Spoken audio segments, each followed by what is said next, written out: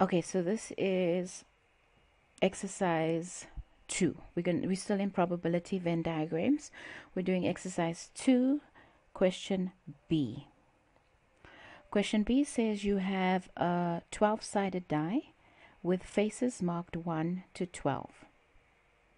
You've got different events that happen. Event X is multiples of 3. Event Y's are factors of 9, and event Z are multiples of 5. So before we even read the question, let's just quickly write, instead of the words multiples of 3, let's actually write out our sets, okay?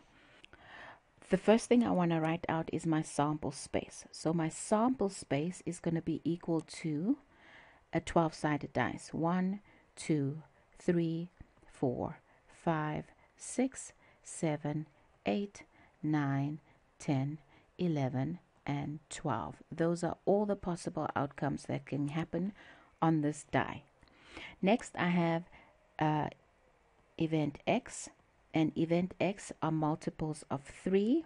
So that is going to be 3, 6, 9, 12.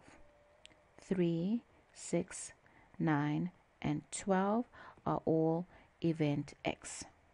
I have event Y, and event Y are factors of 9. So my factors of 9 are going to be 1 and 9, 2 and 4.5, nope, 3 and 3. And the rest are not factors of 9. So I'm going to have, let's do curly bracket, 1, 3, and 9 are the factors of 9. Lastly, we will have event Z, and that event is all going to be multiples of 5. So 5, 10. 5 and 10 are the multiples of 5 that go in there. Now I understand the data, right? Next up, they are telling me represent this information in a Venn diagram showing the outcomes. Now let's see. I think we have enough space over here to be able to draw our Venn diagram. This over here is our sample space labeled S. We are going to have 3 circles. Now, the first thing I need to know is there overlap on the circles? I'm going to look at X, Y, and Z, and I see 3 and 3 repeat, 9 and 9 repeat, 6 and 12 don't, 1, 5, 10 don't. So my Venn diagram is going to be X, Y, Z. I can draw this in 2 ways. I can either draw 3 circles like this and put the data in the right place, or I can draw 3 circles like this. And the reason why is because Z does not correspond with anybody, right? So let's do it more accurately, which is the second one. Let's start with X. So this is going to be our X sample space. And in our X sample space, we are going to have 6 and 12. Remember, the 3 and 9 are going to be shared. Then we're going to have Y. And for Y, we're going to have 1 on the outside. Shared by the 2, we're going to have 3 and 9. And then lastly, we are going to have Z, and I'm putting Z separately, and Z is going to have 5 and 10. So we have done question number 1. Correct. Oh, no. There's something missing, and that's what goes in the S space. So in the S space is everything that we have not moved over, and those are the yellow items. So in the S space, we are going to have 2, 4, 7, 8, and 11. And now we are done with question number 1. Next, they want to know what are the number of items in or elements in event X. This is easy. I go to event X and I count 1, 2, 3, 4. So this is equal to 4. What is the probability of y happening? We know probability is a fraction, right? So the probability of y happening, let's get a clean page. Probability of y happening is the number of items in y divided by the number of items in the entire sample set. And that's going to be, in y, we've got 3 items. And in the sample set, we've got 12 items. So 3 over 12. And then you simplify your fraction as 1 over 4. The end. Next question. What is the probability of z? Z is 2. So probability of z happening is the number of items in z over the number of items in the sample set. And that is going to be 2 over 12 or 1 over 6. Next question. What is the probability of not x? Okay. So they're asking me what's the probability of x naught? That's going to be the number of items in not x over the number of items in the entire sample space. I know the sample space is 12, so I want to know what is not x. Now I just want to give you another way of doing it. You could count the items in not x, but you could also say what is sample space minus x is equal to not x. Do you agree with me? So the sample space is 12, and x in question number 1 we said was 4. 1, 2, 3, 4. X is 4. So that means that not x is going to be equal to 8. But we can double check that, and we can go back and say, okay, x is my red circle. So everything outside of the red circle I'm going to count.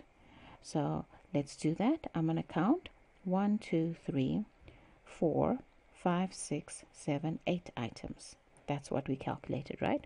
So not x is 8. And then we simplify that as being 2 over 3. Next question. What is the probability of x and y?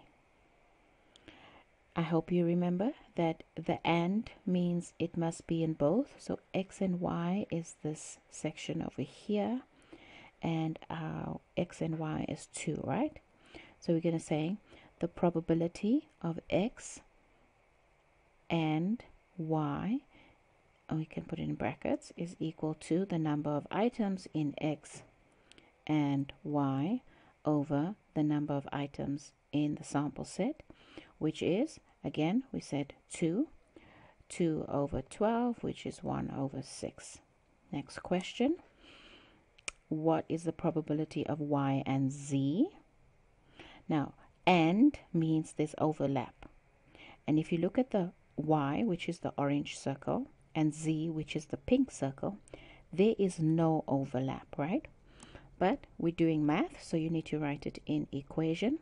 Probability of y and z is equal to the number of items in y and z over the number of sample set.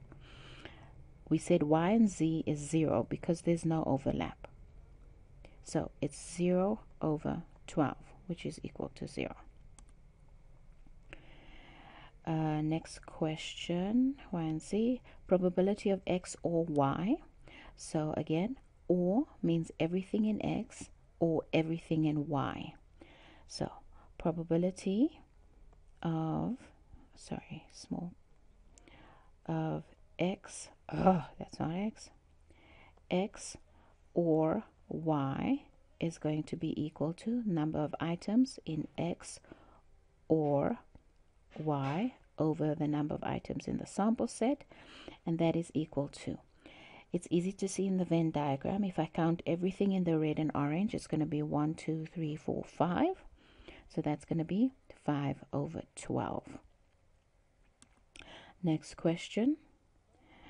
X or y. What is the number of items in x or z? So we said or means everything in x and everything in z. So here we know that the n here is going to be equal to 4. And on z, we know that the n is equal to 2. So if I add them up, that is going to be equal to 6. Probability of not y or z. Now, or means everything in y and everything in z, right? So let's see if we can write this out. The probability of y or z not is equal to the number of items in y or z not over the number of items in the sample space. So we are going to look at everything that's not in the orange circle and not in the pink circle. Again, you can count everything from 1 upward, or you can subtract from 12, right? We've got 1, 2, 3, 4, 5 in the 2 circles. So 12 minus 5 is going to give me 8. Nope, it's 7. Okay, so we're going to say 7 plus 5 is 12. 7 over 12. And that is going to be the probability of not y or z. Next question. We've done that one. We've done that one. Not x or z. So this is the last one. Red and purple. Red and pink. So red is 4. 1, 2, 3, 4, 5, 6. 12 minus 6 is 6. Probability of x or z not is equal to number of items in x or z over number of items in the sample space, which is 6 over 12, which is 1 over 2. And that is the end of question B. Okay, next video will be the next question. All the best. Bye.